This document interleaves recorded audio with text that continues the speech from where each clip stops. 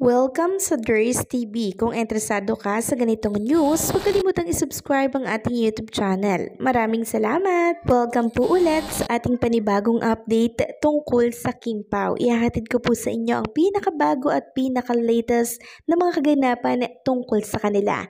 Kaya naman kung hindi ka pa subscriber ng ating channel, pindutin nyo na ang notification bell para lagi kayong updated sa mga balitang trending at napapanahon. So ayan, welcome back again sa ating YouTube channel mga ka-Kim Pao, and for tonight's video, ang pag-uusapan natin ay tungkol sa mga importanteng ganap kina Kim and kay Paolo Abilino. So announce lang natin yung mangyayari bukas, Sunday po yan. May abangan tayo kay Kim and syempre kay Paolo Abilino. Live na live po sa ASAP. Ayon nga dito sa shinare na picture ni Aiza, di abangan ko to sa Sunday na kaya to. Abangan ko ang pambabakod ni boss. Kasi nga, char. Kasi andito po si Gerald Anderson.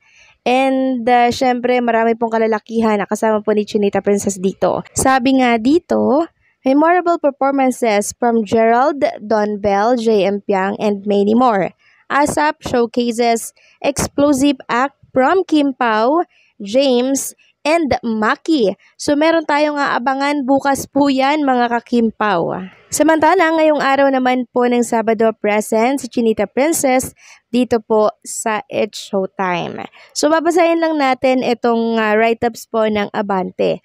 Sabi dito sa kanilang write-ups, nabulabog ng todo ang Kim Paulandia sa latest update kina Kim Chiu at Paolo Abilino matapos sumingaw ang chikang 1 year o isang taon nang magkarelasyon ang dalawa.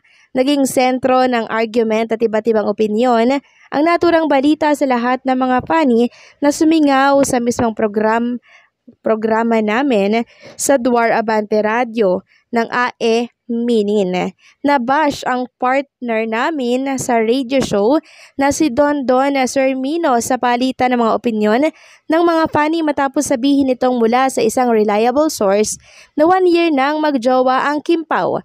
Nagsimula ang diskusyon sa kumalat na bikay photo ni Paolo at Kim na may dalawang version. Ito raw ay sa Amanpulo. May mga nagsasabi namang sa isang exclusive at private resort sa Bataan. Nagtungo ang magka-love team. Resort sa Bataan daw mga ka-Kim Pao. Pinagdebatehan rin kung ang nasabing larawan ay noong nakarang taon pa o kamakailan lang. Ang pinagtutuunan ng pansin ng ilan ay ang haircut ni Paolo. Kumontra ang ilan sa pagiging credible ni Don at sinasabing fake news ito. Wala pa naman raw inaamin sina Kim at Paolo, pati na ang funny na si Carlos Miguel na gumagawa ng design ng chibi art toy namin pati sa Kim Pao at Darren Espanto ay nadawit na rin sa issue ng ipagtanggol niya kaming dalawa ni Don dahil hindi nito gustong masabihan kaming nagpapakalat ng fake news. Kasunod nito ay ang pambablock niya sa funny na nang-bash sa amin.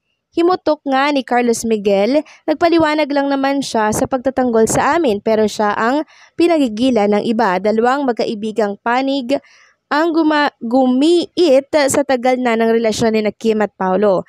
Ang marami ay nagsasabing last year pa raw nila alam na may something romantic na sa kanilang mga ludi pero tahimik lang sila.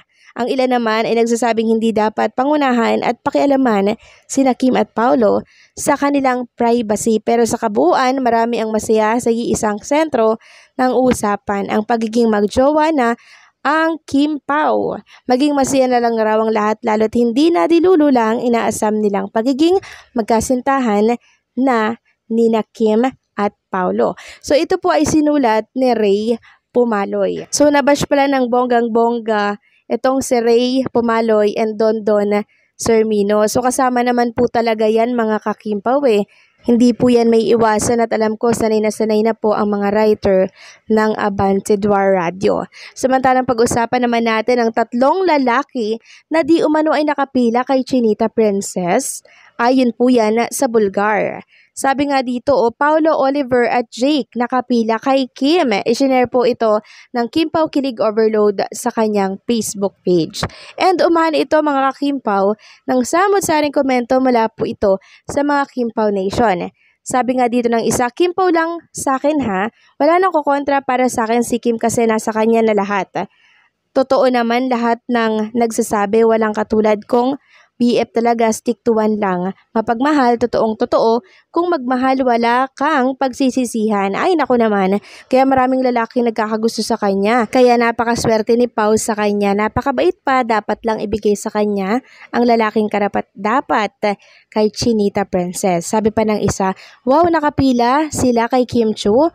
Pagbigyan mo na naman, Pao, na makatambal si Oliver at Jay kay Kimi. Nang maiba naman ang mga tao sa paningin, hindi ikaw na lang palagi. Si Oliver, maraming may gustong makita at mahal daw si Chinita Princess. It's showtime mga madlang people. Gusto si Oliver dahil binata, walang anak. Bakit daw si Paulo lang palagi?